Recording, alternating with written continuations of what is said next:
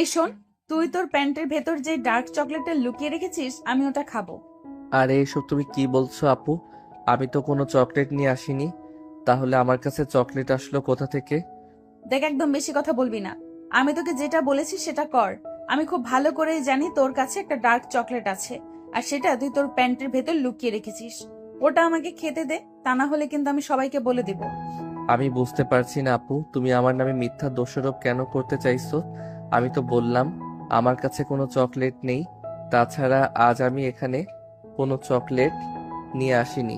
আমার কাছে যদি চকলেট থাকে তাহলে আমি নিজের থেকে তোমাকে দিয়ে দিতাম।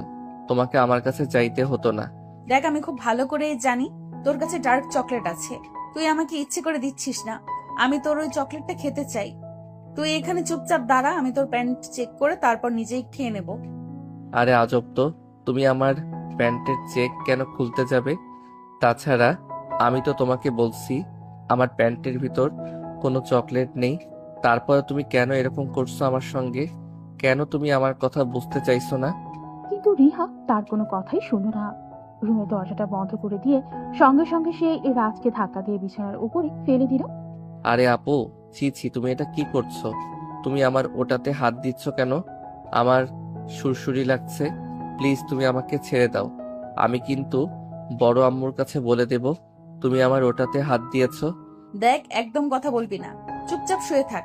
তোকে এতক্ষণ ধরে বলছিলাম আমাকে চকলেটটা একটু খেতে দে, কিন্তু তুই আমাকে চকলেটটা খেতে দিচ্ছিলি না। এখন দেখ আমি কি করে খাই। আরে আপু, তুমি তো আমার কাছে চকলেট চেয়েছিলে, কিন্তু এখানে তো কোনো চকলেট নেই। তুমি আমার ওটাতে এভাবে মুক্তি চাও কেন? প্লিজ এরকম করো না, আমার কেমন যেন লাগছে।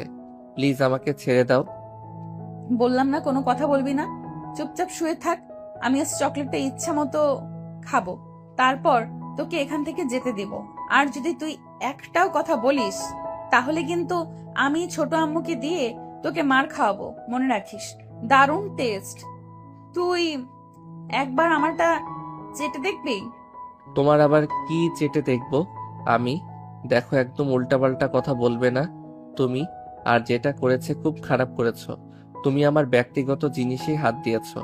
তোমাকে আমার ব্যক্তিগত জিনিসে হাত দেওয়ার অধিকার কিন্তু আমি কখনোই তোমাকে দেইনি। তুমি কেন করলে আমার সঙ্গে এরকম? ওই যে তোকে বলছিলাম তুই আমাকে বিয়ে কর, আমি তোকে কাছে পেতে চাই। তোকে আমার খুব ভালো লাগে আর তোর ওইটা আমার খুব পছন্দ। চলো না আমরা দুজন বিয়ে করে ফেলি। ছি ছি আপু, এসব তুমি কি বলছো? তুমি আমার বড় বোন। তাছাড়া আমি তোমার ছোট ভাই। আমাকে এসব কথা বলতে কি তোমার একটু লজ্জা করে না? নাকি তুমি কেন এরকম বলো তো? দেখ রাজ, তোকে শেষবারের মতো বলছি, একদম আমার কাছে ভালো মানুষ আসতে আসবি না। আমি ভালো মানুষদের একদমই পছন্দ করি না। আমি আমার মতোই থাকতে পছন্দ করি। তোকে আমার খুব ভালো লাগে। তোকে আমার খুব কাছে পেতে ইচ্ছে করে। প্লিজ তুই আমার জামাই হয়ে যা না। আমি আজ বড় আম্মুকে সব বলে দেব তুমি আমাকে উল্টাপাল্টা কথা বলো নিজের ছোট ভাইকে। এসব উল্টাপাল্টা কথা বলতে তোমার একটু কি লজ্জা করে না? তুমি কেমন বেহায়া মেয়ে মানুষ, আমি সেটাই বুঝতে পারছি না। এই কথা বলতে বলতে নিজের ড্রেস ঠিক করে রাজ কোনো রকমে ওই রুম থেকে বের হয়ে চলে যায়। আর এদিকে রিহা রুমে বসে বসে মনে মনে ভাবতে থাকে রাজকে সে কি করে নিজের করে পাবে। এদিকে রাজ রিহার রুম থেকে বের হতে রিহার আম্মুর সঙ্গে দেখা হয়ে যায়। আর তখনই রাজ কান্না করতে করতে রিহার আম্মুকে বলে, বড় আম্মু, তোমার মেয়ে খুব বাজে। আজ তোমার মেয়ে আমার সঙ্গে খুব খারাপ একটা কাজ করেছে। আমার ওটাতে হাত, ও আমাকে বলে আমি নাকি ওখানে ওর জন্য ডার্ক চকলেট লুকিয়ে রেখেছি, আর তার জন্য সে এরকম করছে। আরে রাজ, এসব তুই কি বলছিস? তোর মাথা ঠিক আছে? নিজের বোনের সম্পর্কে এরকম বাজে কথা বলতে তোর একটু রুচিতে বাজছে না? ছি ছি, তোকে কত ভালো ছেলে মনে করতাম, আর তুই কিনা তলে তলে এই মতলব নিয়ে ঘুরিস। আমার মেয়ের নামে খারাপ কথা বলছিস। বড় আম্মু, তুমি আমায় ভুল বুঝেছ। আমি কোনো মিথ্যা কথা বলছি না, যা সত্য তাই বলছি। তোমার মেয়ে সত্যি আমার সঙ্গে এগুলো করেছে। চুপ কর বেয়াদব মার্কা ছেলে। তোকে এতদিন শুধু বোকা বলতাম, এখন তো দেখছি তুই বোকা না বোকা সেজে ঘুরে বেড়াতে। আর আজ সুযোগ পেয়ে আমার মেয়ের নামে এত বড় মিথ্যা কথা বলছিস। আল্লাহ জানে জীবনে আমি কত বড় পাপ করেছিলাম, যার জন্য আমাকে এই দিন দেখতে হচ্ছে। ছি ছি ছি ছি ছি। তুই এইসব কথা কি করে বলছিস? বড় আম্মু, তুমি আমার কথা বিশ্বাস করো। তুমি আমায় ভুল বুঝতেছো। আমি যা বলছি একদম সত্য কথা বলছি। আমি কোনো মিথ্যা কথা বলছি না। তাছাড়া আপনার নামে আমি কেন মিথ্যা কথা বলতে যাব? সে তো আমার নিজের বোন হয়, তাই না? হ্যাঁ, একদমই তাই। আমি এতদিন তোকে নিজের সন্তানের মতো মনে করতাম, কিন্তু তুই আজ যেটা করেছিস একদম খারাপ করে ফেলেছিস। তুই আমার মেয়ের নামে মিথ্যা কথা বলছিস। দুনিয়াতে আর কোনো মিথ্যা কথা খুঁজে পেলি না। আজ তুই আমার মেয়ের নামে যা ইচ্ছে তাই বলে যাচ্ছিস, আর আমাকে তাই বিশ্বাস করতে হবে? আজ তোর বাবা আসুক বাড়িতে, আমি তোর বাবার কাছে বিচার দেব। আমি আর আমার মেয়েকে নিয়ে তোদের সঙ্গে এই বাড়িতে থাকবো না। এতদিন ধরে তো শুধু তোর মা আমার মেয়েটার পেছনে লেগে থাকতো, এখন দেখছি তোকেও সবকিছু শিখিয়ে দিয়েছে। যাই হোক, কোনো চিন্তা করিস না, আমি আমার মেয়েকে নিয়ে তোদের সঙ্গে আর এক বাড়িতে থাকবো না। এই বলে মিসেস রাহেলা বেগম মানে আমাদের গল্পের নায়িকার আম্মু ওখান থেকে চলে গেলেন। আসলে ভিউয়ার্স, আমার মনে হয় আপনারা মূল ঘটনাটা বুঝতে পারছেন না। তো চলুন আমি আপনাদেরকে মূল ঘটনাটা বুঝিয়ে বলি। রিহার আব্বু আর রাজের আম্মু আপন দুই ভাই। তাদের বাবা মা বেঁচে নেই। ছোটবেলা থেকেই দুই ভাই অনেক কষ্ট করে এত দূর পর্যন্ত এসেছে। নিজেদের পরিশ্রমের টাকায় বিশাল একটা কোম্পানির মালিক হয়েছেন। তারপর বিয়ে শাদী করে দুজনেই সংসার করছেন। বড় ভাই রাশিদুল ইসলামের মেয়ে রিহা আর ছোট ভাই রোহান ইসলামের ছেলে রাজ। সুখের সংবাদ তাদের, কিন্তু দুই জায়ের মধ্যে সেরকম কোনো বনিবনা নেই। তারা বাইরে একরকম মিল, আর তারা দুই যা কোনোভাবেই সহ্য করতে পারে না তারা নিজেদের মতো আলাদা আলাদা থাকবে। কিন্তু তাদের দুই ভাইয়ের জন্য সেটা আর হয়ে ওঠে না, কারণ তাদের বাবা মা মারা যাওয়ার আগে তাদের বলে গিয়েছিল তারা দুই ভাই যেন কখনোই আলাদা না হয়। তবে আজ কি হবে সেটা তো বলা যাচ্ছে না। তো ভিউয়ার্স, চলুন আজকের ঘটনা জানার জন্য আমাদের মূল গল্পে ফিরে যাওয়া উচিত। এদিকে সেদিন রাত 8টা বাজবে না বাজতেই রিহার আব্বু বাড়িতে আসবে। রিহার আম্মু রিহার আব্বুকে বলতে লাগলো, দেখো, এখন আর আমি তোমার কোনো কথাই শুনবো না। তুমি আমাকে যা কিছুই বলো না কেন, তাতে কোনো কাজ হবে না। আমি আর এই বাড়িতে থাকবো না। এতদিন তোমার ভাই আর তোমার ভাইয়ের বউ আমার সঙ্গে শত্রুতা করেছে, আর এখন তোমার ভাইয়ের ছেলেও সতর্কতা করা শুরু করে দিয়েছে। আমার মেয়ের নামে যা না তাই বলে যাচ্ছে। আমি এসব আর সহ্য করতে পারছি না। আমি এখানে আর থাকবো না। তুমি যদি আমার সঙ্গে সংসার করতে চাও, তাহলে তুমি আমাকে নিয়ে আলাদা সংসার করবে। এসব তুমি কি বলছো? তোমার কি মাথা খারাপ হয়ে গেছে? তোমাকে তো একদিন আমি স্পষ্ট করে বলে দিয়েছি, আমি তোমাকে নিয়ে কখনোই আলাদা সংসার করতে পারবো না। আমার বাবা মা মারা যাওয়ার আগে আমাকে বলে গিয়েছিল যেন আমি আমার ছোট ভাইকে আমার সন্তানের মতো স্নেহ করে ভালোবেসে আমার কাছে রাখি। যতদিন আমি বেঁচে থাকবো ততদিন যেন আমি তার দেখাশোনা করি। আর এখন কিনা তোমার জন্য আমি আমার ভাইকে ছেড়ে চলে যাব? এটা আমি কখনোই পারবো না। তাছাড়া বিয়ের আগেই তোমাকে আমি বলেছিলাম আমি আমার ভাইকে ছাড়া কখনোই থাকবো না। ও আচ্ছা, এই ব্যাপার। তাহলে ঠিক আছে, তাহলে তুমি ধরে নাও আমি তোমার সঙ্গে আর সংসার করছি না। কারণ যে বাড়িতে আমার সঙ্গে শত্রুতা করা হবে, বেশ ভালো কথা, কিন্তু তাই বলে আমার মেয়ের সঙ্গে শত্রুতা করা হবে, এটা তো আমি কোনোভাবেই সহ্য করব না। তাই আমি আর এই বাড়িতে এক মুহূর্ত থাকবো না। আমি আমার মেয়েকে নিয়ে আমার বাবার বাড়িতে চলে যাব। তুমি এই বাড়ি থেকে চলে যাচ্ছ? যাও, সে তো বেশ ভালো কথা, কিন্তু তুমি আমার মেয়েকে কেন নিয়ে যাবে? আমার মেয়ে আমার সঙ্গে আমার বাড়িতেই থাকবে, কারণ আমার জীবনের দুইটা অংশ। প্রথম অংশ হলো আমার ভাই আর তার ফ্যামিলি, আর দ্বিতীয় অংশ হলো আমার মেয়ে। আমার মেয়েকে আমি কোনোভাবেই তোমার সঙ্গে নিয়ে যেতে দেব না। তাছাড়া তুমি বললেই তো আর মেয়ে তোমার সঙ্গে চলে যাবে না। ও আচ্ছা, এই ব্যাপার। তাহলে ঠিক আছে, কোনো সমস্যা নেই। আমার মেয়ে নিজেই তোমাকে বলবে যে সে তোমার সঙ্গে এই বাড়িতে থাকবে না, সে আমার সঙ্গে থাকবে এবং আলাদা বাড়িতে থাকবে। তখন দেখি তুমি কি করতে পারো। এই কথা বলেই রিহার আম্মু রিহাকে রাখতে লাগলো। আর রিহা তার আম্মুর ডাক শুনে ড্রয়িং রুমে চলে আসে। দেখতে পারে ড্রয়িং রুমে ছোটখাটো একটা বিশ্বযুদ্ধ শুরু হয়ে গেছে। আর ঠিক তখনই রাজের আব্বু অফিস থেকে আসে। বাড়িতে চিৎকার আর হুইস শুনে রাজের আব্বু আর তার বড় ভাইকে জিজ্ঞাসা করে, কি ব্যাপার ভাইয়া, কি হয়েছে? বাড়িতে এত চিৎকার চেঁচামেচি কেন? মেয়ে যদি নিজের থেকে বলে যে সে তোমার সঙ্গে চলে যাবে, তাহলেই যেতে পারবে। জানি না ভাই, আমাদের এই বউ দুইটা কি শুরু করে দিয়েছে। আমাদের দুই ভাইকে একসঙ্গে থাকতে দিচ্ছে না ওরা। কেন এরকম করছে? ওরা কি ভেবেছে? ওরা এরকম করলেই আমরা দুই ভাই আলাদা হয়ে যাব? কখনোই না। সে নাকি রিহাকে নিয়ে এই বাড়ি থেকে চলে যাবে। আমিও স্পষ্ট বলে দিয়েছি, রিহা যদি ওর সঙ্গে যেতে চায় তাহলে ওই রিহাকে নিয়ে যেতে পারবেন, নয়তো ওর যেখানে ইচ্ছা ওখানে চলে যাক। দেখো ভাইয়া, এটা কিন্তু একদম ঠিক হচ্ছে না। ভাবি তোমায় বিয়ে করা বউ, তার কথা মেনে চলা তোমার কর্তব্য। তাই আমি বলবো তুমি তোমার বউকে নিয়ে আলাদা সংসার করো। আমার কোনো আপত্তি নেই। তুমি যদি বলো তাহলে এই বাড়ি ছেড়ে আমি চলে যাব আমার বউ বাচ্চা নিয়ে। তোর কি মাথা খারাপ হয়ে গেছে নাকি যে পরের বাড়ির মেয়ের জন্য আমি আমার ভাইকে ছেড়ে দেব? আমি কখনোই এরকম কিছুই করব না। আমি যতদিন বেঁচে আছি ততদিন তোদের সঙ্গেই থাকবো। আমি ততদিন তোকে আমার বুকে আগলে রাখবো। আমি বেঁচে থাকতে কোনোদিনও তোকে এটা বুঝতে দেব না যে তুই একা। কিন্তু ভাইয়া, তারপরে আমি তোমাকে রিকোয়েস্ট করে বলছি, তুমি ভাবির সঙ্গে এমনটা করতে পারো না। সে তোমার বিয়ে করা বউ। প্রত্যেকটা মেয়ে বিয়ের পরে স্বাধীনতা পেতে চায়, নিজেদের মতো করে বাঁচতে চায়। তুমি তোমার ভাইয়ের দায়িত্ব পালন করতে গিয়ে স্বামীর দায়িত্ব থেকে নিজেকে সরিয়ে নিতে পারো না। তুমি ভাবির সঙ্গে কথা বলো এবং সবটা মিটিয়ে নাও। আর কোনো কিছুই সম্ভব নয়। এতদিন তোমাদের জন্য আমার সংসারে যথেষ্ট অশান্তি হয়েছে। আমি চাই না আর তোমাদের জন্য আমার সংসারে কোনো অশান্তি হোক।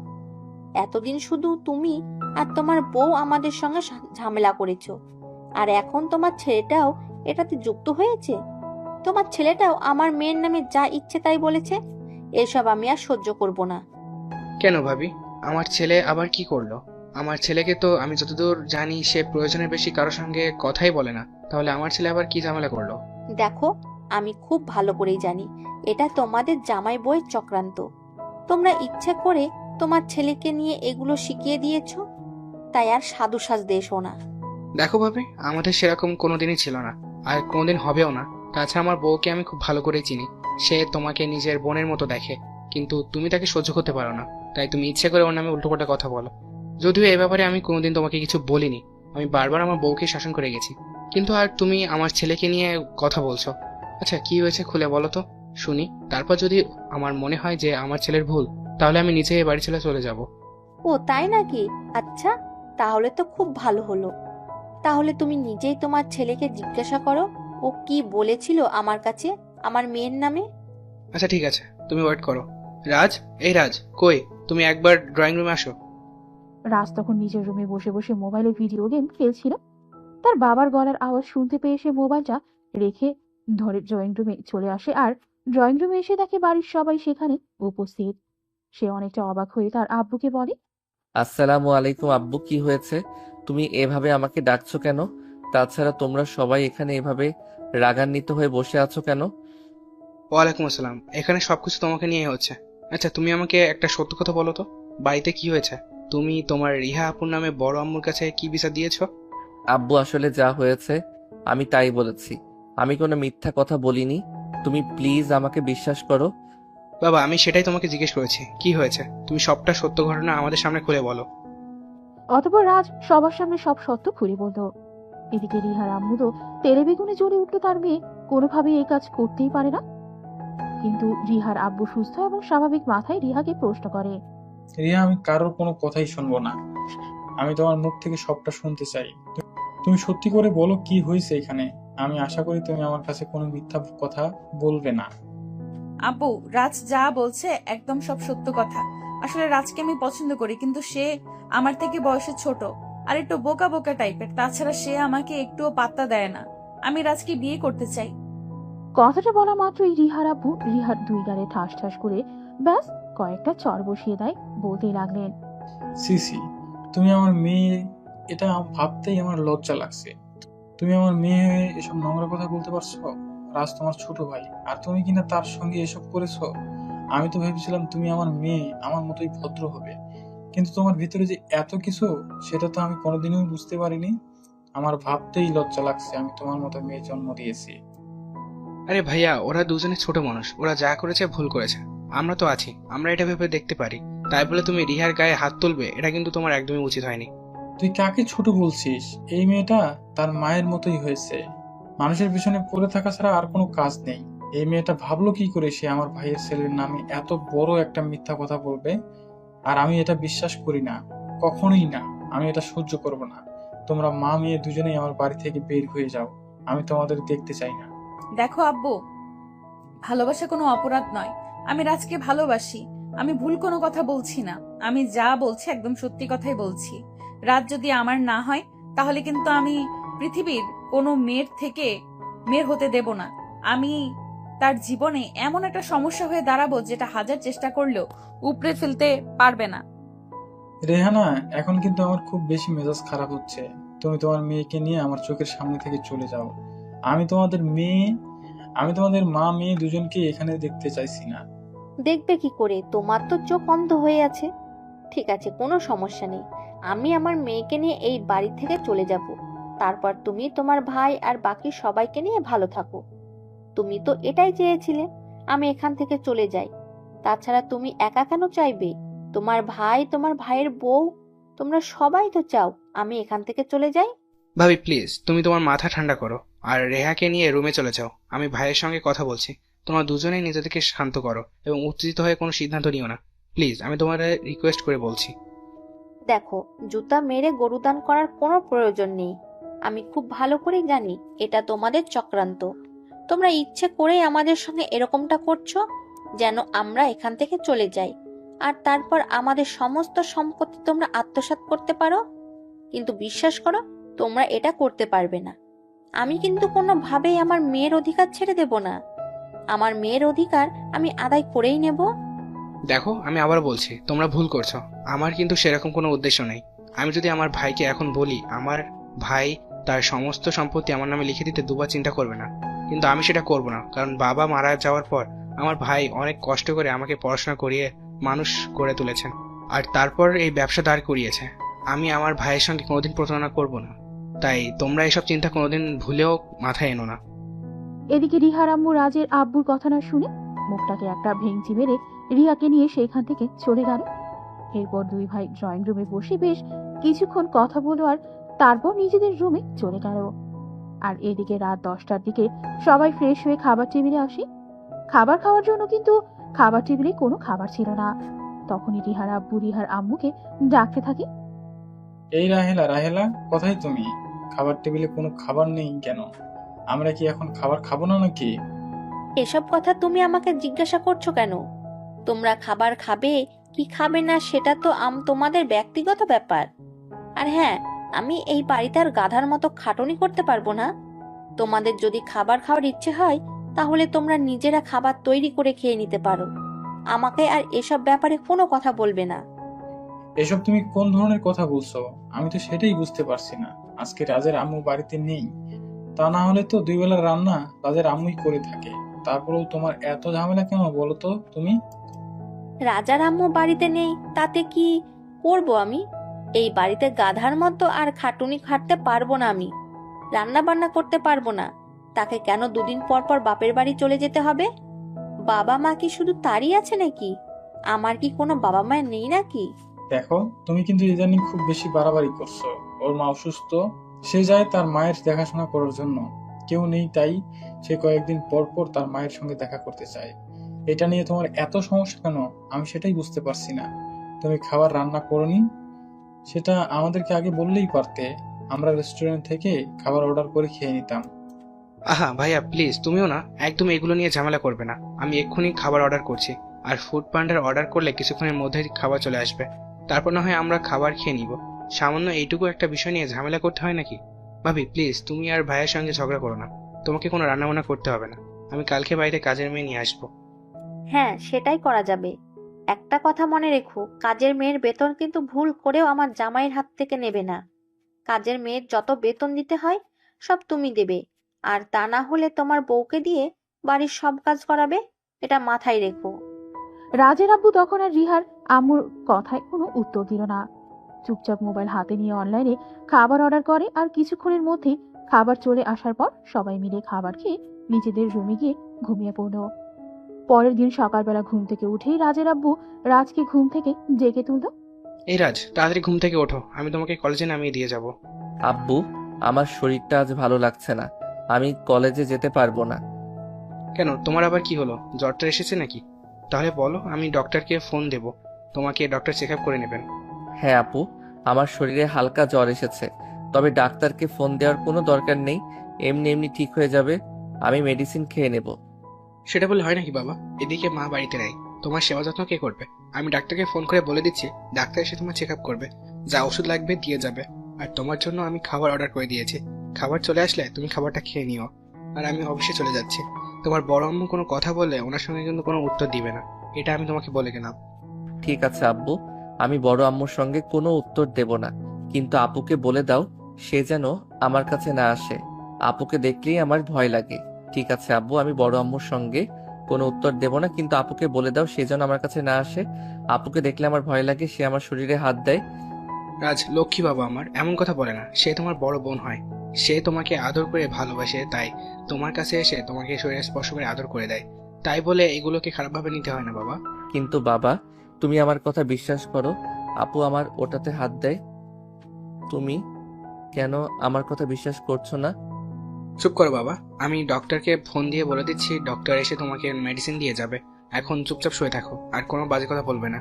আর তুমি যদি এসব বাজে কথা আবার বলো তাহলে কিন্তু আমি তোমাকে খুব বকা দিব।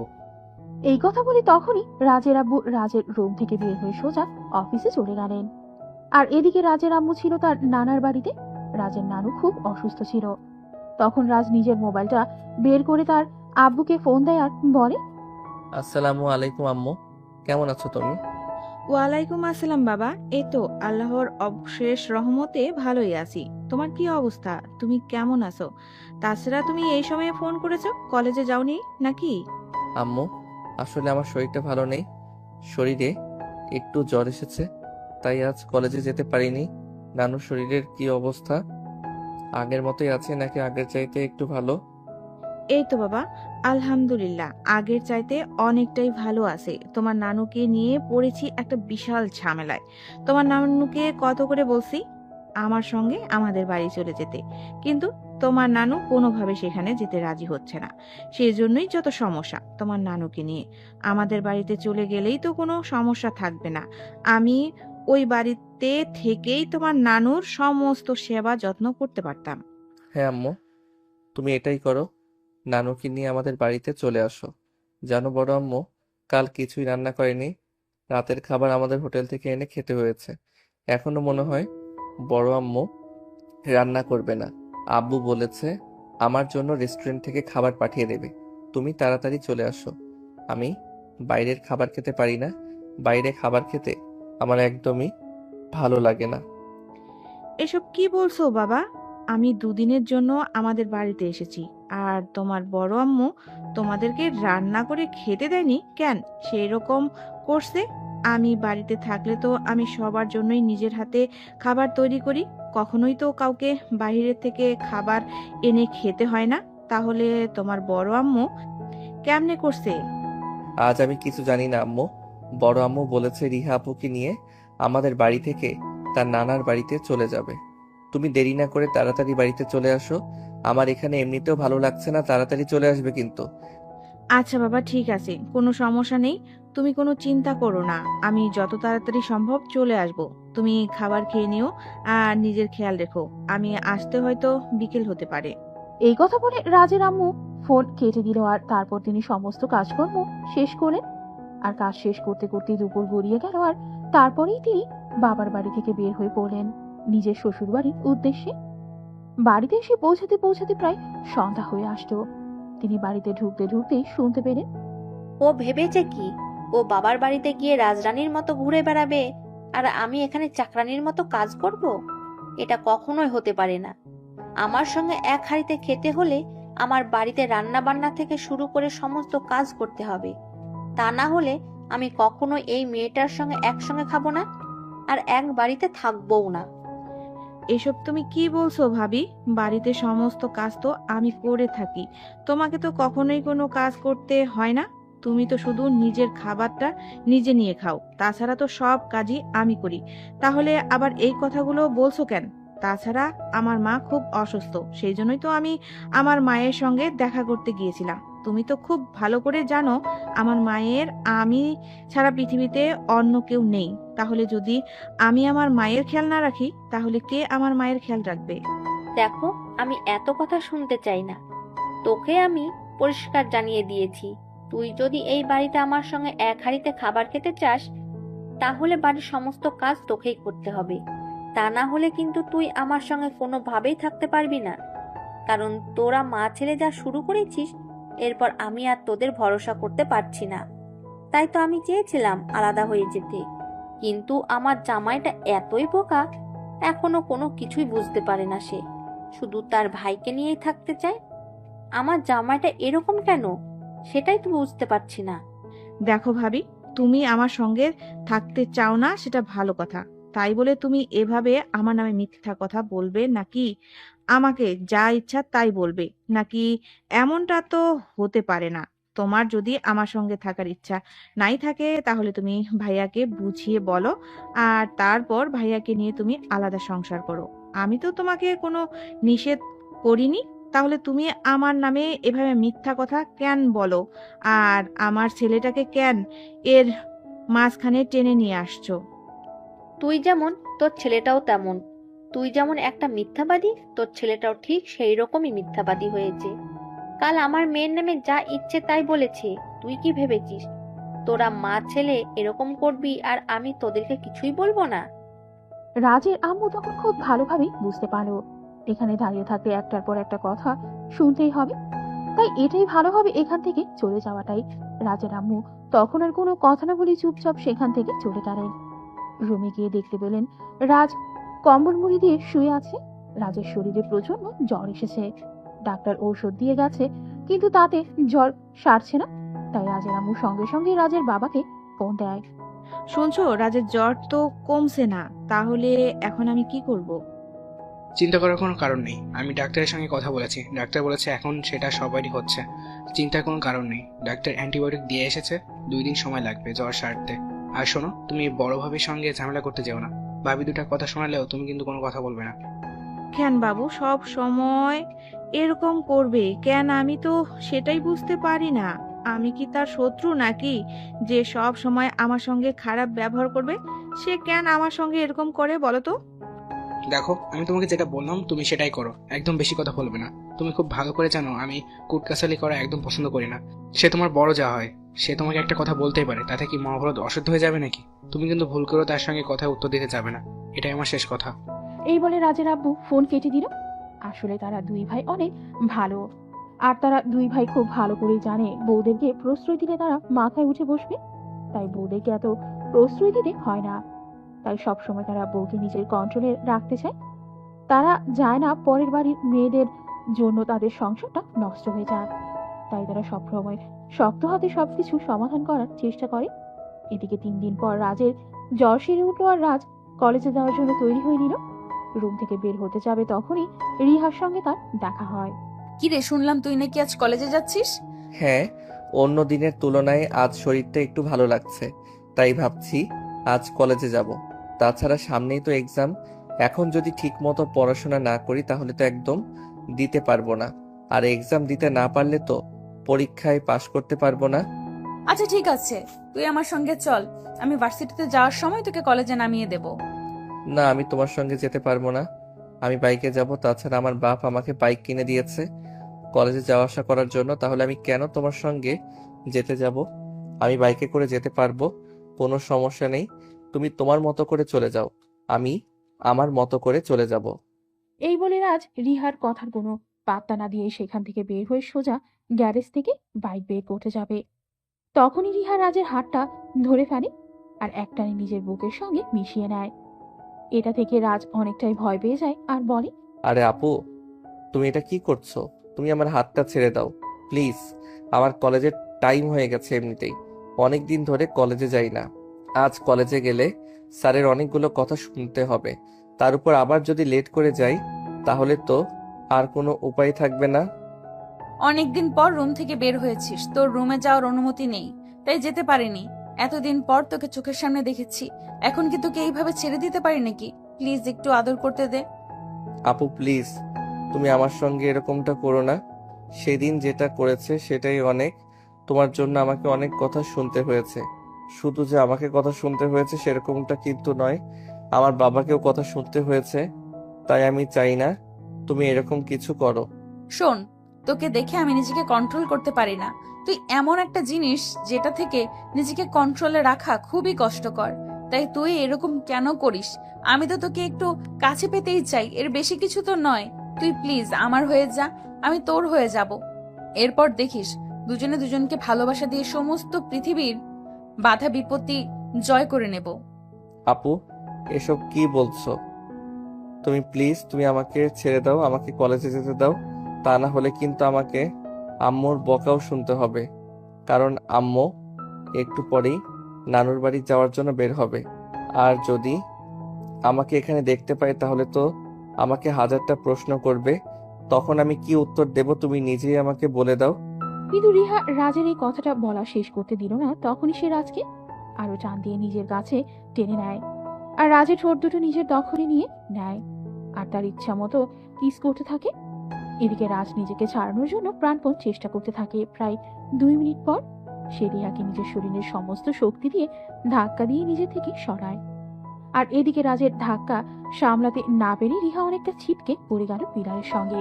তার মাথায় আঘাত লাগে আর তার মাথা ফেটে রক্ত বের হতে থাকে।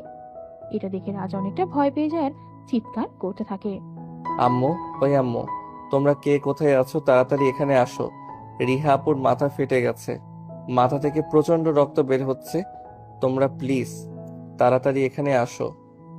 রাজের চিৎকার শুনে বাড়ির সবাই সেখানে দৌড়ে আসলো আর রিহাকে এমন অবস্থায় পড়ে থাকতে থেকে রিহার আম্মু চিৎকার করে বলতে লাগলো, হায় আল্লাহ, এটা কি হলো? আমার মেয়ের সঙ্গে কিভাবে আমার মেয়ের মাথা ফেটে গেল? নিশ্চয় তুই কিছু করেছিস, বল তুই কি করেছিস আমার মেয়ের সঙ্গে? তুই ইচ্ছে করে আমার মেয়েকে ধাক্কা দিয়ে ফেলে দিয়েছিস যাতে আমার মেয়ের মাথা ফেটে যায়, তাই না? বড় আম্মু, প্লিজ তুমি আমাকে দোষ দিও না। রিহা আপু আমাকে জোর করে চেপে ধরে আমার ঠোঁটে কামড় দিচ্ছিল, তাই তো আমি তাকে ধাক্কা দিয়ে ফেলে দিলাম। প্লিজ তুমি বিশ্বাস করো, আমি ইচ্ছা করে এটা করিনি। আমি নিঃশ্বাস নিতে পারছিলাম না, তাই আপুকে সরাতে গিয়ে সে যে এভাবে পড়ে যাবে এটা আমি ভাবতে পারিনি। দুনিয়াতে মিথ্যা বলার আর জায়গা পাস না? তুই কেন এরকম করছিস বল? তুই কেন আমার আর আমার মেয়ের পেছনে এভাবে উঠে পড়ে লেগেছিস যাতে আমরা এই বাড়ি ছেড়ে চলে যাই আর সমস্ত সম্পত্তি তোর আর তোর বাবার হয়ে যায়? শোন, তোদের মা ছেলেকে আমার খুব ভালো করে চেনা হয়ে গেছে। আমি খুব ভালো করেই জানি তোরা মা ছেলে চাস না আমরা এই বাড়িতে থাকি, এখানে আমাদের জন্য ভালো কিছু হোক। তোরা মা ছেলে সব সময় এটা চাস যে আমরা এই বাড়ি ছেড়ে চলে যাই। এখানে তোরাই থাক। আজ রিহার আব্বু বাড়িতে আসুক, আমি রিহার আব্বুকে সবকিছু খুলে বলবো। আর তারপর হয় তোরা এই বাড়িতে থাকবে, নয়তো আমরা এই বাড়িতে থাকবো। হ্যাঁ, তুমি সেটাই করো। কারোর কোনো কথা শুনবে না, সেখানে তোমার সঙ্গে কথা বলাটা অনর্থক। আমার ছেলেটা তো বলছে এখানে কিছু একটা হয়েছিল। কিন্তু রিহার আম্মু রাজের আম্মুর কোনো কথাই শোনেনি। তিনি চিৎকার করে সারা বাড়ি মাতিয়ে তুললেন। এদিকে রিহার মাথা থেকে তখনও প্রচন্ড পরিমাণ রক্ত বের হচ্ছে। তাই রাজের আম্মু তখনই গ্যারেজ থেকে গাড়ি বের করলেন এবং রিহাকে গাড়িতে উঠালেন এবং যত দ্রুত সম্ভব হসপিটালে নিয়ে আসছেন।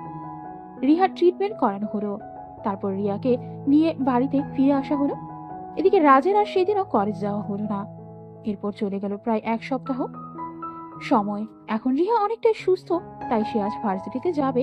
আর এদিকে রাজ তো প্রতিদিনই ভার্সিটিতে যাওয়া আসা করছে। সেদিন রাজ ভার্সিটিতে যাওয়ার জন্য রুম থেকে বের হলে তখনই রিহা নিজের রুম থেকে বের হয় আর সঙ্গে সঙ্গে রাজকে টান দিয়ে সে নিজের রুমে নিয়ে যায়। রাজকে রুমে নিয়ে সঙ্গে সঙ্গে এসে দরজাটা বন্ধ করে দিল। আর এটা দেখে রাজ বলতে লাগলো, দেখো আপু, তুমি অনেক দিন ধরে আমার পেছনে পড়ে আছো, আমার জন্য অনেক সমস্যা তৈরি করেছো।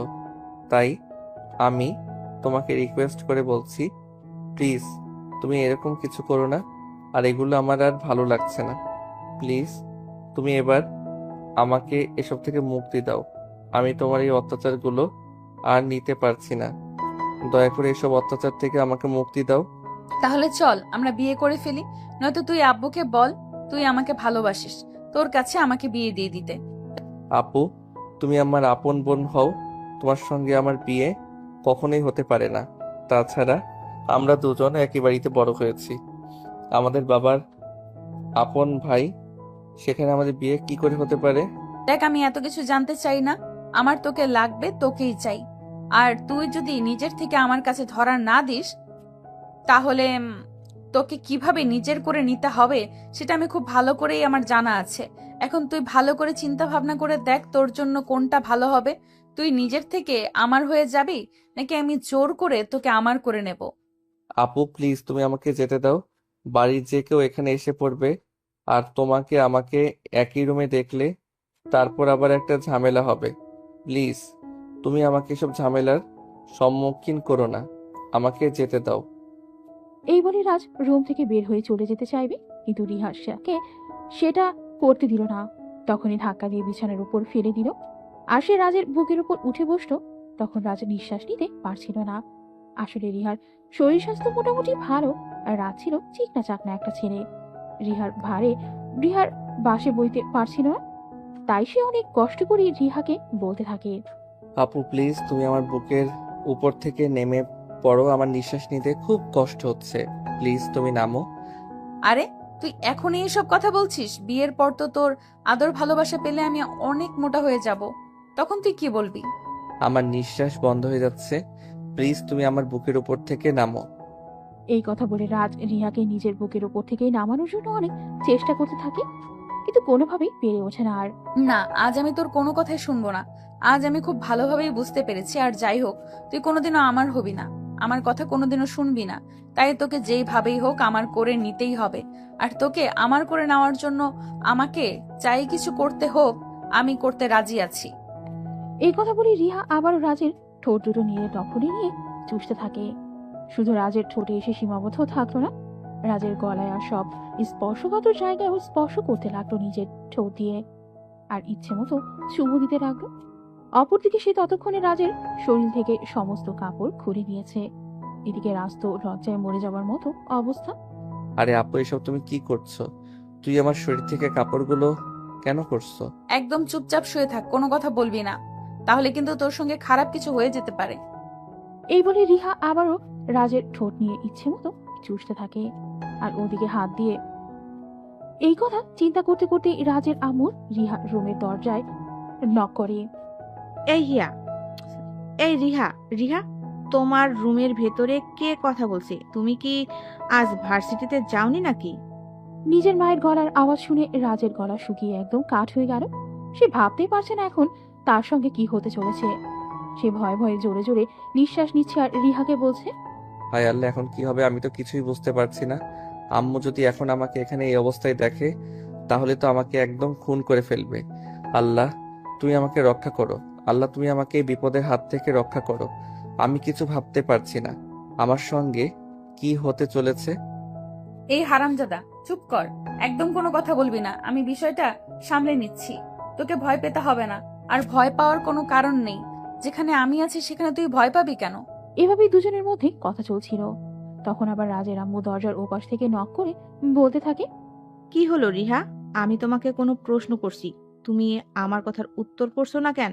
তুমি রুমের ভেতর কার সঙ্গে গল্প করছো? তোমার ওখানে কে আছে বলো আমাকে। ছোট আম্মু, আমি আবার কার সঙ্গে কথা বলবো? এই তো বন্ধুদের সাথে গ্রুপ স্টাডি করছি, কোনো সমস্যা নেই। আর আজ আমার ভার্সিটি বন্ধ, তাই ভার্সিটিতে যাওয়া হয়নি। ও আচ্ছা, এ ব্যাপার, ঠিক আছে, কোনো সমস্যা নেই। একটা কাজ করো, তোমার সঙ্গে আমার একটু কথা আছে, তুমি একবার আমার রুমে আসো। ঠিক আছে আম্মু, কোনো সমস্যা নেই। আমি আমার গ্রুপ স্টাডি শেষ করে তারপর তোমার সঙ্গে দেখা করতে আসবো। আচ্ছা আম্মু শোনো, তোমাকে একটা কথা বলার ছিল। আমার না তোমার হাতের পেঁয়াজের বড়া খেতে খুব ইচ্ছে করছে, প্লিজ আমাকে কটা বড়া বানিয়ে দাও। এই তখন রাজের আম্মু বানিয়ে দিবেন বলে সেখান থেকে চলে যান। আর এদিকে রিহা রাজের ওপর থেকে নেমে পড়ে আর রাজকে বলে, চল আমার সঙ্গে ওয়াশরুমে, দুজনে একসঙ্গে ফ্রেশ হয়ে নেব। আর তারপর তুই চুপি চুপি আমার রুম থেকে বের হয়ে কলেজে চলে যাবি, বাড়িতে কেউ যেন কিছু বুঝতে না পারে। আমার কাপড় চোপড় কোথায়? আগে তুমি আমার কাপড় চোপড় দাও, আমার খুব লজ্জা করছে। তুমি কি করলে এটা আমার সঙ্গে? এই দেখ, একদম বেশি কথা বলবি না, এত কথা বলা আমার একদমই পছন্দ নয়। তোকে আমার মনে লেগেছে, তাই তো আমি তোর সঙ্গে এরকমটা করেছি। তাছাড়া তোকে তো আমি আগেই বলেছিলাম আমার প্রস্তাবে রাজি হয়ে যা, তাহলে তোর আর আমার দুজনের জন্যই ভালো হবে। কিন্তু তুই তো আমার কোনো কথাই শুনলি না।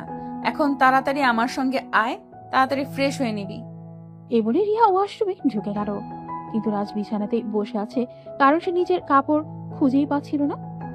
এভাবে কারোর সামনে যেতেই সে লজ্জা পাচ্ছিল। এদিকে রিহা প্রায় 10 মিনিট পর ফ্রেশ হয়ে ওয়াশরুম থেকে বেরিয়ে এসে দেখলো রাজ তখনও বিছানার উপর বসে আছে।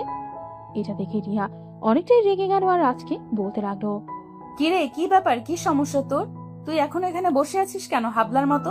তোকে না আমি সেই কখন বললাম আমার সঙ্গে যেতে, ফ্রেশ হয়ে আসবে, কিন্তু তুই আমার কথা শুনলি না কেন? আপু, আমি আমার জামা কাপড় খুঁজে পাচ্ছি না। আমি এখানে এভাবে কিভাবে বের হব? আমার খুব লজ্জা করছে। প্লিজ তুমি আমার জামা কাপড়গুলো খুঁজে এনে দাও, তারপর আমি এখান থেকে বের হচ্ছি। রিহা তখন হাসতে হাসতে রাজের কাপড়গুলো খুঁজে এনে দিল। আর তারপরও রাজ সেগুলো গায়ে দিয়ে ওয়াশরুমে ঢুকে ফ্রেশ হয়ে দিল। আর তারপর চুপি চুপি বাসা থেকে বের হয়ে কলেজে চলে যায়। আর এরপর চলে যায় আরো বেশ কিছুদিন। আজ ছিল রিহার জন্মদিন। সারা বাড়িতে উৎসবমুখর পরিবেশ, কারণ রিহা হলো এই পরিবারের বড় মেয়ে। তাই সবাই তাকে অনেক বেশি ভালোবাসে। আর রাজ, রিহার জন্মদিনে সবাই আনন্দ উল্লাস করবে না, এরকমটা হয় নাকি? আজ সারা বাড়ি অনেক সুন্দর করে সাজানো হয়েছে, কারণ রিহা এই বছর 19 পেরিয়ে 20-তে পা দেবে। তাই দুপুর থেকে বাড়িতে মেহমান আসা শুরু করেছে। রিহার বাবাও এবছর মেয়ের জন্মদিন অনেক ধুমধাম করে পালন করতে চান। তাই তিনি মেয়ের জন্মদিনে মেয়েকে ডায়মন্ড নেকলেস গিফট করেছেন। রিয়া মামুনি, এই নাও তোমার জন্মদিনের উপহার। আশা করি এটা তোমার অন্যান্য জন্মদিনের তুলনায় স্পেশাল। থ্যাংক ইউ আব্বু, থ্যাংক ইউ সো মাচ। তুমি আমার কোনো ইচ্ছেই অপূর্ণ রাখুনি। আমার অনেক দিনের ইচ্ছে ছিল ডায়মন্ড নেকলেস করার, আর আছে সেটা তুমি এনে দিয়েছো। তুমি আমার একমাত্র মেয়ে, রাজকন্যা। তোমার মনের ইচ্ছা পূরণ না করে কি থাকতে পারি নাকি? থ্যাংক ইউ আব্বু, থ্যাংক ইউ সো মাচ। সত্যি তুমি অনেক ভালো বাবা। তবে আব্বু, তোমার কাছে আমি আরো একটা রিকোয়েস্ট করতে চাই। আমি আমার জীবনের জন্য আরো স্পেশাল একটা জিনিস তোমার কাছে চাইবো। তুমি কি আমাকে ওই জিনিসটা দিবে? হ্যাঁ, অবশ্যই, কেন নয়। তুমি আমার একমাত্র রাজকন্যা, সেটা তো আমি তোমাকে বললাম। তুমি আমার কাছে কোনো জিনিস চাইলে আমি কেন তোমাকে দেব না? অবশ্যই দেব। বলো তুমি আমার কাছে কি চাও, আমি তোমার জন্য সব করতে পারি। তুমি যদি আমার কাছে আকাশের চাঁদ চাও, তাহলে আমি তোমাকে ওই আকাশের চাঁদটাও এনে দিতে রাজি আছি। না আব্বু, আমি তোমার কাছে ওইরকম কোনো কিছুই চাইবো না। তবে আমি তোমার কাছে খুবই সিম্পল একটা জিনিস চাইবো। সেটা তো আমি তোমাকে বললাম। তবে এটা কখনো চাইবো না। আমি যখন আমার সময় হবে তখনই আমি তোমার কাছে চেয়ে নেব। ও আচ্ছা, ঠিক আছে, কোনো সমস্যা নেই। তোমার যখন মন চাইবে তখন তুমি আমার কাছে চেয়ে নেবে। আর তুমি আমার কাছে যা চাইবে আমি তোমাকে তাই, এবং তোমার চিন্তার কোনো কারণ নেই। যাই হোক, এখন চলো, কেক কাটবে। এই বলে রিহার আব্বু রিহাকে নিয়ে কেক কাটতে চলে যায়। আর তখনই তিনি মাইকে অ্যানাউন্স করেন, আসসালামু আলাইকুম। আপনাদের সবাইকে অসংখ্য ধন্যবাদ আমার মেয়ের জন্মদিনের পার্টিতে আসার জন্য। আপনাদের জন্য আপনাদের জন্য আপনাদের জন্য একটা স্পেশাল সারপ্রাইজ আছে। দেখুন, আপনারা অনেকেই জানেন রিয়া আমার একমাত্র মেয়ে। সে আমার আদরের রাজকন্যা, আমার একমাত্র সন্তান। তাকে আমি অনেক বেশি ভালোবাসি। আর আজ হলো আমার রাজকন্যার 20তম জন্মদিন। আর এই 20তম জন্মদিনে আমি আপনাদের কাছে একটা কথা প্রকাশ করতে চাই। উপস্থিত সবাই তখন রিহার বাবার দিকে তাকিয়ে আছে।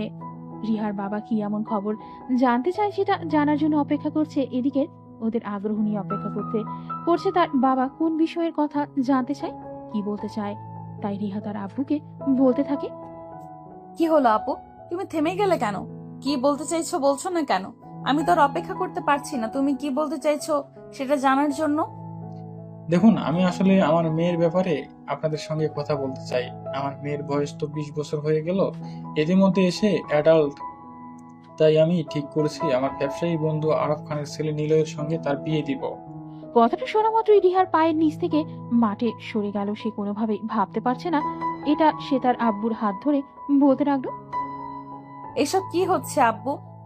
তুমি হুটহাট করে আমাকে বিয়ের ব্যাপারে এইভাবে সিদ্ধান্ত নিতে পারো না।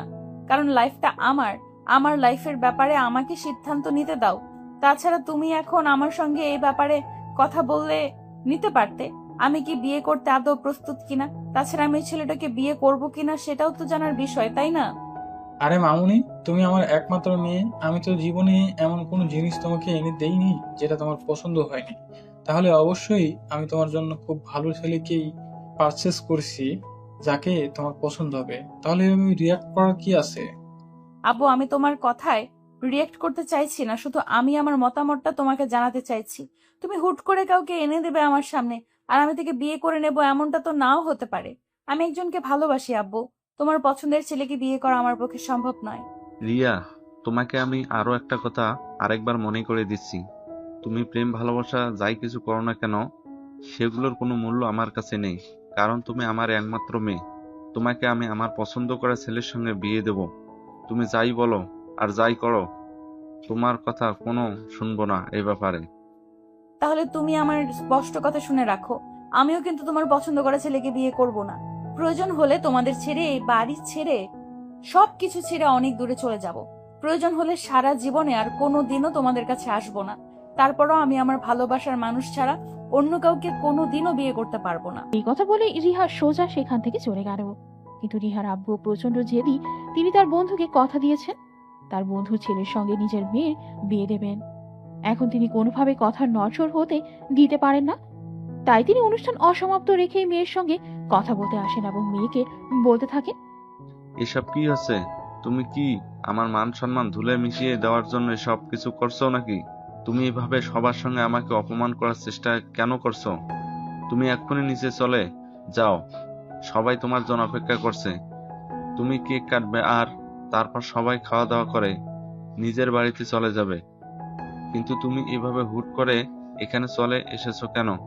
কেন চলে এসেছি সেটা কি তুমি বুঝতে পারছো না, নাকি বুঝতে চাইছো না? তোমাকে তো বললাম আমি তোমার পছন্দ করা ছেলেকে বিয়ে করব না। আমি অন্য একজনকে ভালোবাসি আর তাকেই বিয়ে করব। আর তাকে যদি না পাই জীবনে অন্য কোনো ছেলেকে কোনোদিনও বিয়ে করব না। প্লিজ তুমি নিজের মাথা ঠান্ডা করো, আর ঠান্ডা মাথায় চিন্তা ভাবনা করো, তারপর সিদ্ধান্ত নাও। তাছাড়া এই বিষয়ে পরে চিন্তা ভাবনা করা যাবে। এখন তুমি আমার সঙ্গে চলো নিচে, সবাই তোমার জন্য অপেক্ষা করছে। তুমি কেক কাটবে।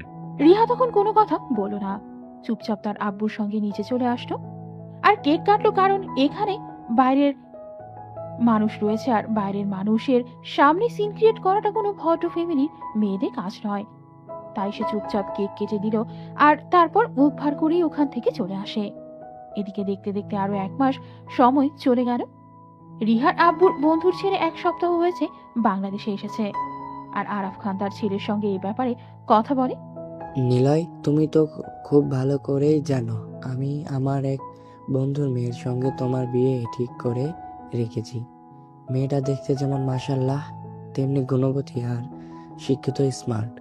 আমি যে তোমার একমাত্র সন্তান, তুমি ছোটবেলা থেকে অনেক কষ্ট করে লালন পালন করে আমাকে মানুষ করছো, বিদেশে রেখে পড়াশোনা করিয়েছো। তুমি আমাকে যা বলবে আমি তাই করব। আমি কখনোই তোমার কথার অবাধ্য হব না। তুমি যদি কোনো কন্যা ল্যাংড়া লুজার মেয়েকেও আমার কাছে এনে দাও, আমি হাসতে হাসতে তাকে গ্রহণ করে নিব। আমি কখনোই তাকে অ্যাভয়েড করব না। হ্যাঁ বাবা, এটা আমি খুব ভালো করে জানি। তোমার উপর আমার সম্পূর্ণ ভরসা ছিল, তাই তো আমি আমার বন্ধুকে কথা দিতে পেরেছিলাম। যাই হোক, এ যুগের ছেলে মেয়ে বলে কথা। তাছাড়া আমি চাই তুমি বিয়ের আগে একবার তোমার জীবন সঙ্গে সরাসরি দেখা করে কথা বলে নাও। তাই আমি ঠিক করেছি আগামীকাল তুমি আমার সঙ্গে আমার বন্ধুর বাড়িতে যাবে এবং তার মেয়ের সঙ্গে দেখা করে কথা বলবে। কিন্তু আব্বু, আমি যে তোমাকে বললাম তুমি যেমন মেয়েকে আমার কাছে এনে দাও না কেন, আমি সেই মেয়েকে নিয়ে সংসার করব। আমি কোনো অভিযোগ করব না। কিন্তু তারপরও তুমি এইসব কথা কেন বলছো? আব্বু, আমি সব কথা শুনতে চাই না। না বাবা, এরকমটা বললে হবে না। আমি আমার বন্ধুকে বলে দিয়েছি আমি কাল তোমাকে নিয়ে তার মেয়ের সঙ্গে দেখা করতে যাব। আর তারপর তোমরা দুজনে সামনাসামনি বসে দুজনের সঙ্গে কথা বলে তারপরেই সিদ্ধান্ত নেব তোমরা বিয়েটা করবে কি করবে না। নিলয় তখন আর কোনো কথাই বলল না, কারণ সে তার বাবার একমাত্র ভদ্র ছেলে। তার বাবা তাকে যা করতে বলবে সে তাই করবে। সে তার বাবার কথাতে মরতেও রাজি আছে। তাই পরের দিন সকাল হতে না হতেই নিলয় তার আব্বু রেডি হয়ে নিল রিহাদের বাড়িতে যাওয়ার জন্য। সকাল 10টা নাগাদ নিলয় আর তার আব্বু রিহাদের বাড়িতে চলে আসে। কলিং বেল চাবিতেই রাজ এসে দরজা খুলে দেয়। তাদের দুজনকে দেখে বলে, আসসালামু আলাইকুম। আপনারা কারা? আপনাদেরকে তো চিনতে পারলাম না। কোথা থেকে এসেছেন আর কার সঙ্গে দেখা করতে এসেছেন? তখনই নিলয়ের আব্বু নিজের পরিচয় দেয়, আর তখন রাজ তাদেরকে নিয়ে ড্রয়িং রুমের সোফাতে বসতে দেয়। আর তারপরও আব্বুকে ডাকতে থাকে। বড় আব্বু, ও বড় আব্বু, কোথায় তুমি? দেখো, রিহা আপুর বিয়ের সম্বন্ধ নিয়ে কথা বলতে এসেছে, তুমি তাড়াতাড়ি ড্রয়িং রুমে আসো, ওনারা তোমার জন্য অপেক্ষা করছে। তুমি ওনাদেরকে বসতে দাও, আমি একটা কাজ করছি, আর কাজটা শেষ করে এক্ষুনি আসছি। তার 5 মিনিট পর রিহার আব্বু সেখানে আসে, আর তাদের দুই বন্ধু মিলে গল্প করতে থাকে। নিলয়কে রিহার আব্বুর বেশ পছন্দ হয়েছে, তাই তিনি রিহার আম্মুকে বলেন। রাহেলা, রিহাকে একবার এখানে নিয়ে আসো, ওনারা রিহার সঙ্গে দেখা করতে এসেছে। রিহার আম্মু তখন রিয়াকে ডাকতে চায়, আর এদিকে রিহা তখন নিজের রুমে শুয়ে শুয়ে ঘুমাচ্ছিলেন।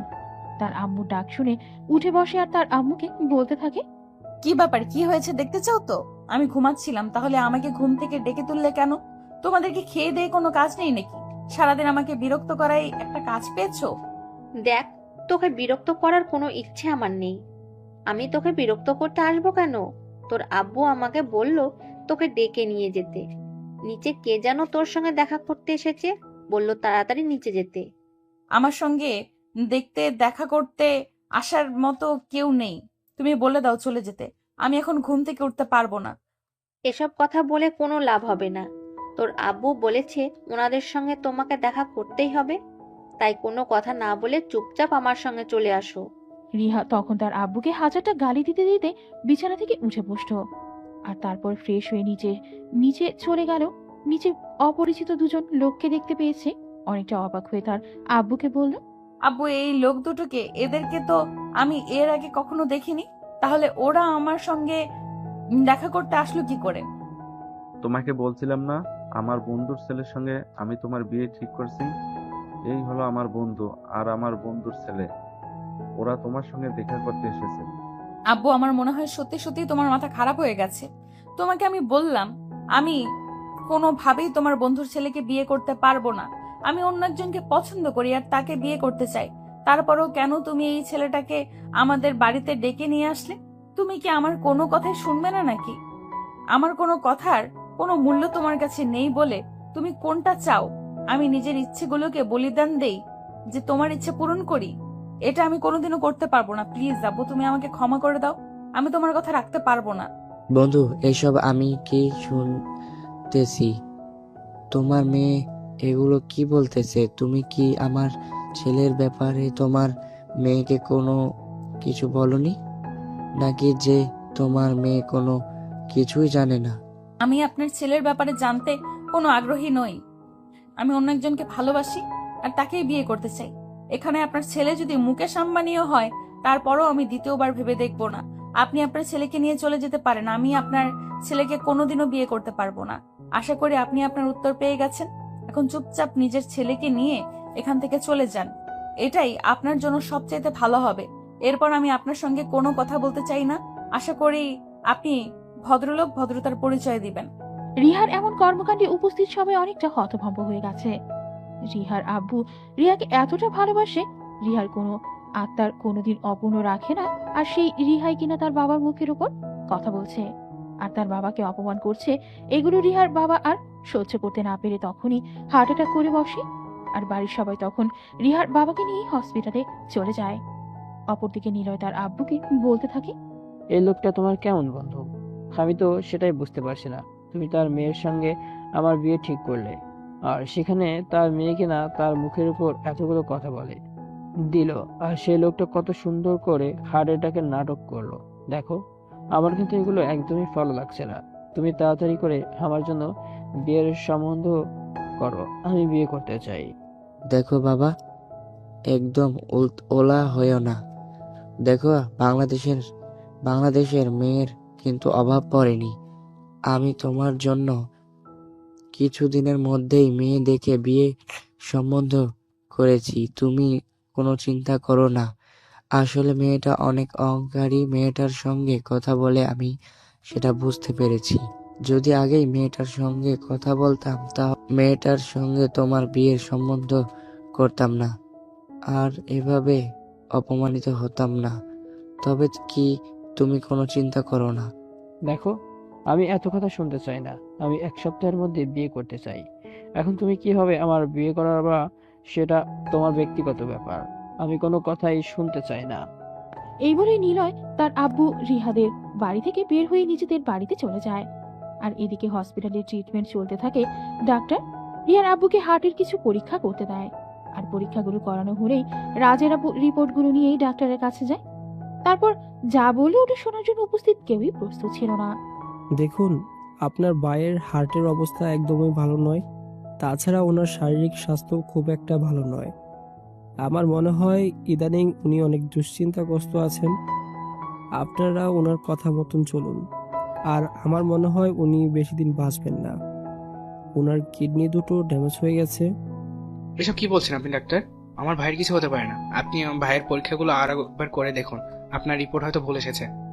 দেখুন, আমি যা বলছি একদম ঠিক কথাই বলছি। আর আমি টেস্টগুলো অনেক ভালো করে দেখেছি, কোনো ভুল কথা বলছি না। আপনার ভাইয়ের কিডনি দুটো ড্যামেজ হয়ে গেছে, আর হার্টের অবস্থাও ভালো নয়। উনি বেশি হলে 2 মাস বেঁচে থাকবেন, এরপর আর উনি পৃথিবীতে থাকবেন না। আমি এই কথা বিশ্বাস করতে পারছি না। আমার মনে হয় আপনাদের মেশিনের সমস্যা আছে। আমি অন্য হসপিটালে নিয়ে যাব, আর সেখানে আমি আমার ভাইয়ের পরীক্ষা নিরীক্ষা করাবো। আমার ভাইয়ের এরকম কিছু হতেই পারে না। দেখুন, আপনার যা ইচ্ছা আপনি তাই করাতে পারেন, কিন্তু রিপোর্ট একদম ঠিক আছে।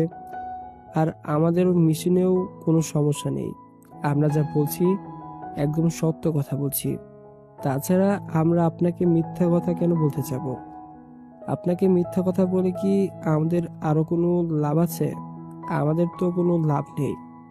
তাহলে আপনাকে মিথ্যা কথা কেন বলতে যাব? আপনি নিজেই বলেন। ডাক্তারের কথা শুনে রাজের আপু কান্না করতে করতে এটা দেখে রাজ তার আব্বুর পাশে এসে দাঁড়ায় আর তার আব্বুর কাঁধে হাত রেখে বলতে থাকে, আব্বু চিন্তা করো না, আল্লাহর ফয়সালা আমাদেরকে মেনে নিতে হবে। আল্লাহ যেটা ভালো মনে করেন সেটাই হবে। আমরা তো আল্লাহর উপর গিয়ে কোনো কিছু করতে পারবো না। বাবা, এটা মেনে নিতে পারছি না। তুমি জানো, আমার জন্মের পর থেকে আমার মা বাবাকে হারিয়ে ফেলেছি। আমার ভাই আমার জন্য কত কষ্ট করেছে, আর এখন কিনা সেই ভাই আমাকে ছেড়ে চলে যাবে। এটা আমি মেনে নিতে পারছি না। আল্লাহ, তুমি আমাকে উঠিয়ে নাও, কিন্তু তার বিনিময়ে আমার ভাইকে রেখে যাও। আমার ভাইকে ছাড়া আমি 1 সেকেন্ডের পৃথিবীতে থাকতে চাই না। প্লিজ তুমি নিজেকে শান্ত করো, এরকম করো না। আল্লাহর কাছে দোয়া করো, আল্লাহ যেন ভাইজানকে বাঁচিয়ে রাখে। নামাজ পড়ো, আর নামাজে আল্লাহর কাছে এটাই চাও, আল্লাহ কখনোই কাউকে নিরাশ করে না। দেখো। অতপর আরো 3 দিন চলে গেল। 3 দিন পর রিহার আব্বুকে হসপিটাল থেকে রিলিজ করা হলো আর তারপর বাসায় নিয়ে আসা হলো। আর এদিকে রিহা 2 দিন তার আব্বুর সঙ্গে দেখা করতে গেলেও রাহেলা বেগম একটাবারও নিজের স্বামীর সঙ্গে দেখা করতে হসপিটালে যাননি। তিনি এক আকাশ সমান অভিমান নিয়ে বাড়িতে বসে আছেন। বাড়িতে আসা মাত্রই তিনি রাজের আব্বুকে উদ্দেশ্য করে বলতে থাকেন, তোমার জন্য সবকিছু হয়েছে, আর যদি তুমি না থাকতে তাহলে এইসব কিছুই হতো না। আমার স্বামী একদম ভালো থাকতো আর সুস্থ থাকতো। তুমি ইচ্ছে করে আমার স্বামীকে সব সময় প্যারাই রাখো, আর সেই জন্যই আজ আমার স্বামীর সঙ্গে এত বড় একটা দুর্ঘটনা ঘটে গেল। ভাবি, এখানে আমার দোষ তুমি কোথায় খুঁজে পাচ্ছ? আমি এখানে কি করলাম? বাড়িতে যখন মেহমান এসেছিল আর ভাইয়ের সঙ্গে কথা বলছিল, তখন তো আমি বাড়িতেই ছিলাম না। আমি তো অফিসের কাছে ব্যস্ত ছিলাম। তাহলে তুমি এখানে আমার দোষ কোথায় পাচ্ছ? তুমি কি আমাকে বোকা পেয়েছো নাকি? আমি সবকিছুই বুঝতে পারি। এসব কিছুর পেছনে তোমার হাত আছে। যেখানে তোমরা সবাই জানতে আমার মেয়ের অন্য একটা ছেলেকে পছন্দ করে, সেখানে কেন আমার মেয়ের জন্য তোমরা সম্বন্ধ আনতে গেলে? তখন রাজের বাবা রিহার আম্মুকে বুঝিয়ে কিছু বলতে গেলেন, কিন্তু রিহার আম্মু কোনো কথাই শুনলেন না। উল্টে তিনি রাজের আব্বুর সঙ্গে ঝগড়া বেঁধে দিলেন। রাজের আব্বু তখন আর রিহার আম্মুর সঙ্গে কোনো কথা না বলেই নিজের রুমে চলে যান, কারণ তিনি খুব ভালো করে জানেন এখন রিয়ার আম্মুর কথা শুনে বলতে গেলেই 5টা কথা শুনতে হবে, তার সাথে বরং চুপ থাকাই উত্তম। তাছাড়া রিহার আম্মুর সঙ্গে কথা বলা একদমই অনর্থক। এই মহিলা শুধু ঝগড়াই করতে জানে। এখন ঝগড়া করার মতো কোনো মন মানসিকতা আর রাজের আব্বুর নেই, কারণ তিনি একমাত্র ভাইকে হারাতে বসেছেন। এই মুহূর্তে ভাইয়ের চাইতে ইম্পর্টেন্ট তার কাছে আর কোনো কিছুই নেই। অপরদিকে 2 দিন পর রিহার আব্বু মোটামুটি সুস্থ হয়। তখন রিহার আম্মু রিহাকে নিজের রুমে ডেকে নেন আর বলেন, রিয়া, আমি তোমার বাবা। আমি তোমার জন্য সবকিছুই করতে পারি। তুমি তো আমাকে বলছিলে তুমি অন্য একটা ছেলেকে পছন্দ করো। তুমি কোন ছেলেকে পছন্দ করো সেটা আমার কাছে বলো। তুমি যেই ছেলেকে পছন্দ করো আমি তোমাকে তার হাতে তুলে দেব। যেন আমার সময় খুব একটা নেই, আমি বেঁচে থাকতে থাকতেই তোমার একটা ব্যবস্থা করে যেতে চাই। বাবা, তুমি সত্যি আমাকে ভালোবাসো আর আমার কথা রাখো, তাহলে আমি তোমাকে বলতে পারি আমি কাকে পছন্দ করি আর কাকে ভালোবাসি। এই কথা বলে রিহা তার বাবাকে সমস্ত ঘটনা আর সব কথা খুলে বলে। সবকিছু শুনে রিহার আব্বু তাকে বলে, এসব তুমি কি বলছো মা? তোমার কি মাথা খারাপ হয়ে গেছে? রাজ তোমার ছোট ভাই, সে আমার আপন ভাইয়ের ছেলে। তাছাড়া সে তোমার সাথে 3 বছরের ছোট। তুমি এসব কথা ভাবছো কি করে? আমি কোনো কিছু জানি না আপু, আমি তাকে ভালোবাসি। তাকে দেখলে আমার মনের ভেতর কেমন যেন একটা ফিলিংস চলে আসে, তাকে কাছে পেতে ইচ্ছে করে। আমি রাজকে যদি বিয়ে করতে না পারি তাহলে পৃথিবীর কোনো ছেলেকে আমার শরীরে স্পর্শ করতে দিব না, কারণ আমি আমার সতীত্ব আর বাকি সবকিছু রাজকে দিয়ে দিয়েছি।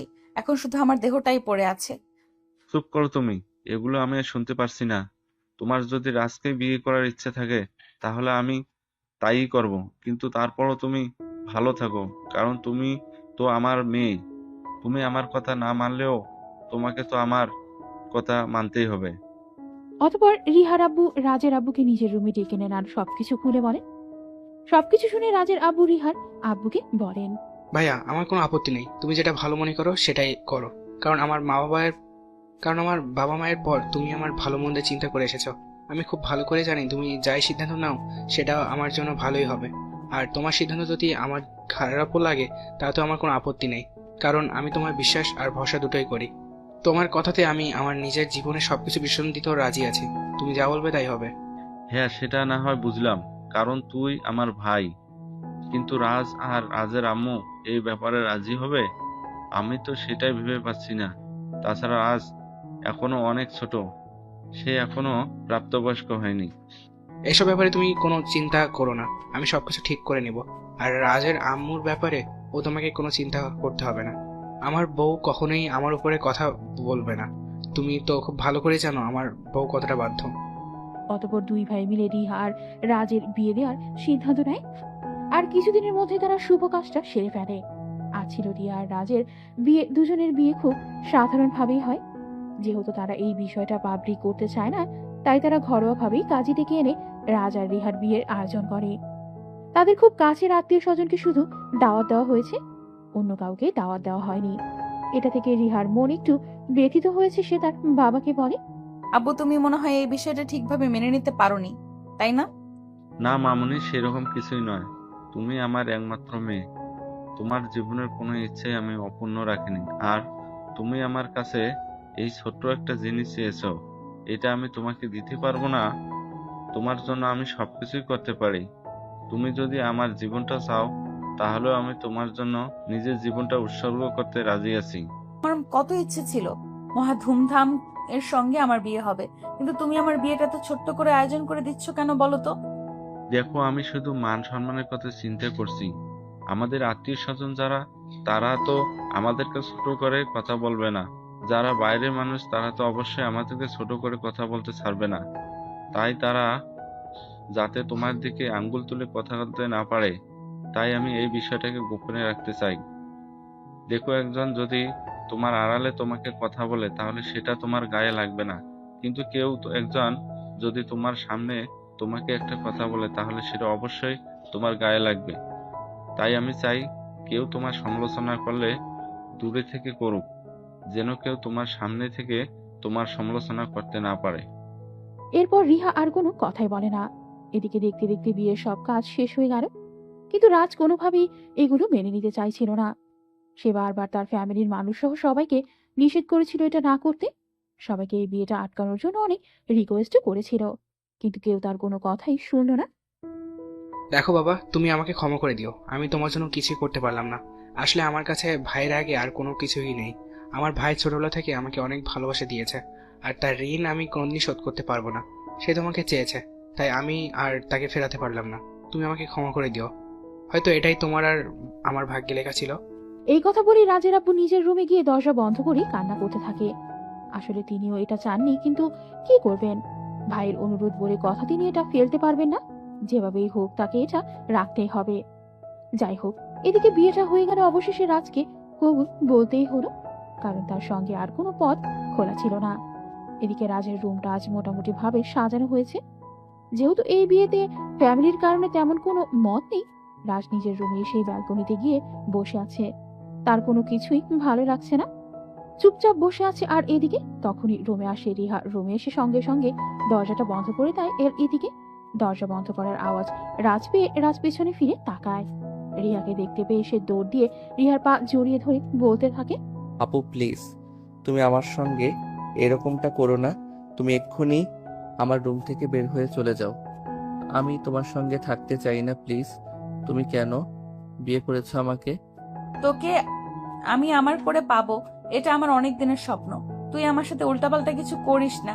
এমনিতে আমার মাথা মেজাজ কোনোটাই ঠিক না।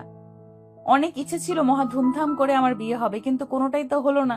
তাই তোকে রিকোয়েস্ট করে বলছি, এমন কিছু করিস না যাতে আমার মেজাজ খারাপ হয়।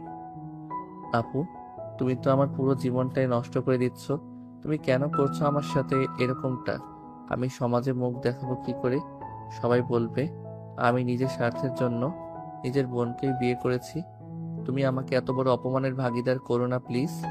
এটাকে যদি তোর অপমান মনে হয়, তাহলে আমি তোকে বলবো আমি আমার ভালোবাসার ভাগ কাউকে দিতে চাই না, আর আমি আমার ভালোবাসার ভাগ কখনো কাউকে দিতে পারবো না। তাই এটা করা ছাড়া আমার আর কোনো উপায় ছিল না। আমি তাকে অনেক অনেক বেশি ভালোবাসি। তোকে আমার সঙ্গে অন্য কারোর হতে দিতে আমি কোনোদিনই পারবো না। তাই তোকে নিজের করে নিয়েছি, যাতে আমার এই ভালোবাসার ভাগ কখনো কাউকে দিতে না পারি। রাজ অনেক রিকোয়েস্ট করে রিহা যেন রাজের রুম থেকে বের হয়ে রিহার নিজের রুমে চলে যায়, কিন্তু রিহা রাজের কোনো কথাই শুনল না। সে রাজের পাঞ্জাবির কলার টেনে ধরে এনে বিছানার উপর বসায়। তারপর ড্রেসিং টেবিলের উপরে রাখা দুধের গ্লাসটা রাজের দিকে এগিয়ে ধরে আর বলে, এই দেখ, এত কথা বলিস না, চুপচাপ এই দুধের গ্লাসটা নিয়ে খেয়ে নে। আর তারপর চল, আজ তোকে নিজের করে পেয়ে গেছি। সেটা যেভাবেই হোক, আজ তোর সঙ্গে ইচ্ছা মতো রাতে T20 খেলবো। না, আমি এটা খাবো না। তুমি মনে হয় এটার সঙ্গে উল্টাপাল্টা কিছু মিশিয়ে এনেছো। এটা খেলে তারপর তুমি আবার ওই দিনের মতো আমার সঙ্গে উল্টাপাল্টা কাজ শুরু করে দেবে। তাই তুমি যাই বলো আর যাই কিছু করো, আমি এটা কোনোভাবেই খাবো না। রাজ এমন কথা শুনে রিহার মেজাজ অনেক গরম হয়ে যায়। তাই সে ঠাস করে রাজের গালে একটা চড় বসিয়ে দিয়ে বলতে থাকে, দেখ, একদম আমার মেজাজ গরম করিস না। তোকে তো বললাম এটা খেয়ে নে, এর মধ্যে খারাপ কিছু নেই। তাছাড়া আমি তোকে ভালোবাসি, আমি খারাপ কিছু তোকে কেন খাওয়াতে যাব? এদিকে ফর্সা গায়ের রং রাজের থাপ্পড় খেয়ে গালটা একদম টমেটোর মতো লাল হয়ে গেছে। আর এদিকে রাজ রিহাকে অনেকটাই ভয় পায়, তাই সে আর কোনো কথা না বলে চুপচাপ ঠক ঠক করে গ্লাসের সবটা দুধ খেয়ে নিল। আর তারপর বলল, আপু, আমার খুব ঘুম পেয়েছে, আমি ঘুমাবো প্লিজ। এবার আর তুমি আমাকে কোনো বিরক্ত করো না প্লিজ। আমাকে একটু শান্তি মতো ঘুমাতে দাও। বললাম তো তোকে আজ সারা রাত তোর সঙ্গে T20 ফাইনাল ম্যাচ খেলবো। তাহলে তুই এত কথা কেন বলছিস বলতো? কোনো কথা বলবি না, মুখ বন্ধ রাখ। কিন্তু এদিকে রাজ রিয়াকে ভয় পেয়ে একদম কান্না করা শুরু করে দিয়েছে। সে কোনোভাবেই নিজেকে ঠিক রাখতে পারছে না। তার খুব ভয় লাগছে রিহা যদি সত্যি সত্যি তার সঙ্গে খারাপ কিছু করে। তাছাড়া সে আরো একটা বিষয় ভেবে খুব কান্না করছে, কারণ রিহা সেদিন তার সঙ্গে যা করেছিল আজ যদি আবার সেই একই কাজ করে। অপরদিকে রাজের ভাবনার বিচ্ছেদ ঘটিয়ে রিহা আর আজকে তাকে ধাক্কা দিয়ে বিছানার উপর ফেলে দেয়। তারপর সেদিনের মতোই রাজের বুকের উপর উঠে পড়ে। আর এটা দেখে রাজের বুক ধক ধক ধক ধক করতে থাকে, কারণ রাজ কিছুটা আন্দাজ করতে পারে তার সঙ্গে কি হতে চলেছে। তাই সে আবার রিয়াকে রিকোয়েস্ট করে বলতে থাকে, প্লিজ আপু, তুমি আমার উপর থেকে নেমে যাও। আমার সঙ্গে আর ওগুলো করো না যেগুলো সেদিন করেছিলে। কিন্তু রিহা তার কোনো কথা না শুনেই তার ঠোঁট দুটোর উপর আক্রমণ করে। আর তারপর রাজের পুরো শরীরেই হাত দিতে শুরু করে। এভাবে চলতে থাকে প্রায় আধ ঘন্টা ধরে। রাজ নিজেকে আর কোনোভাবে কন্ট্রোল করতে পারছে না। আর এদিকে রিহাও তাকে এক সেকেন্ডের জন্য ছাড় দিচ্ছে না। সারা শরীরে ভালোবাসার আলিঙ্গন করছে, কখনো ঠোঁটে, কখনো গালে, কখনো গলায়, আর কখনো ঘাড়ে, কখনো বা শরীরের বিভিন্ন জায়গায়। এরপর রাজ যখন পুরোদমে উত্তেজিত হয়ে পড়ে, তখনই রিহা নিজের মনস্কামনা পূর্ণ করে। এভাবে প্রায় 1 ঘন্টার মতো চলে যায়। 1 ঘন্টা পর রিহা রাজকে ছেড়ে দেয় আর বলতে থাকে, দেখ, এখন আর আমার সঙ্গে এগুলো করিস না। এখন থেকে ফাইনালি তুই আমার হয়ে গেছিস। যাই কিছু করিস না কেন তুই নিজেকে, কিন্তু কোনোভাবেই আমার থেকে দূরে রাখতে পারবি না। দিন শেষে তোকে আমার কাছেই ফিরতে হবে। তাই এখন আর এমন করিস না আমার সঙ্গে। বল, আমার কাছে থাকবি, ছেড়ে যাবি না আমাকে? ছেড়ে আর যাব কোথায়? তুমি তো আমাকে দূরে যেতে দেবেই না, তাহলে আমি যাব কি করে? তাছাড়া একটা কথা বলি, আজ কিন্তু আমারও ভালো লেগেছে। সত্যি বলছিস? তাহলে চল আরেক রাউন্ড খেলি। না, আজ আর নয়, এখন থেকে তো আমরা একসাথে থাকবো, তাহলে তো প্রতিদিনই খেলতে পারবো। আচ্ছা ঠিক আছে, তাহলে চল ঘুমিয়ে পড়ি। এই বলে রাজ আর রিহা দুজন দুজনকে জড়িয়ে ধরে ঘুমিয়ে পড়লো। আর এইভাবে শুরু হলো তাদের দুষ্টু মিষ্টি একটা প্রেমের গল্প। তো ভিউয়ার্স, আমাদের আজকের গল্পটা এই পর্যন্তই ছিল। গল্পটা আপনাদের কাছে কেমন লেগেছে অবশ্যই কমেন্টে জানাতে ভুলবেন না। সবাই ভালো থাকবেন, সুস্থ থাকবেন। আবারও দেখা হবে নতুন কোনো প্রেমের গল্পে। সে পর্যন্ত সবাই অপেক্ষায় থাকুন।